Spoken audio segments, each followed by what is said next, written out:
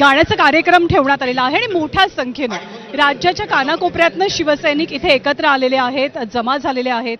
काही मंडळी आपल्याला दिसतात. आपण शक्य झालं तर प्रयत्न करू या मंडळींशी संवाद साधण्याचा, त्यांच्या प्रतिक्रिया जाणून घ्यायच्या. नमस्ते मॅडम, कुठून आलेला आहात? आणि नमस्ते, तुम्ही कुठून आलेला आहात? मी मुलुंड माजी नगरसेविका सुनंदा पाटील, माझे दीर संजय दिना पाटील. आज ऑपरेशन टायगरची सगळ्यात जास्त चर्चा आहे. प्रत्येक कार्यकर्ता उत्सुक आहे की ऑपरेशन टायगरच्या अंतर्गतले खासदार इथे दिसणार का? तुम्हाला काय वाटतं? तो साहेबांचा करिश्मा आहे, शिंदे साहेबांचा करिश्मा आहे आणि शिंदे साहेबांवर खूप प्रेम करणारी लोक आहेत. आणि महत्वाचं म्हणजे साहेब शब्द देतात ते पालन करतात.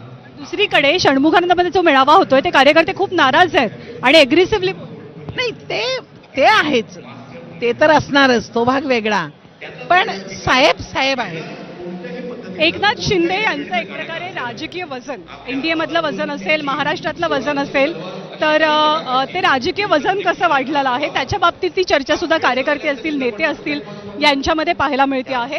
पोलिसांची कडेकोट सुरक्षा आहे आणि मोठ्या संख्येनं सगळे कार्यकर्ते आता हळूहळू इथे जमा होत आहेत. काय बोलणार या दोन मेळाव्यात? हे दोन नेते काय बोलणार, काय बोलणार याची उत्सुकता तर आहे. श्रीकांत शिंदे ज्यांची भूमिका खरं तर ऑपरेशन टायगरमध्ये सगळ्यात महत्त्वाची राहिली असं सांगितलं जात आहे, त्या श्रीकांत शिंदेची प्रतिक्रिया आहे ते जाणून घेऊया.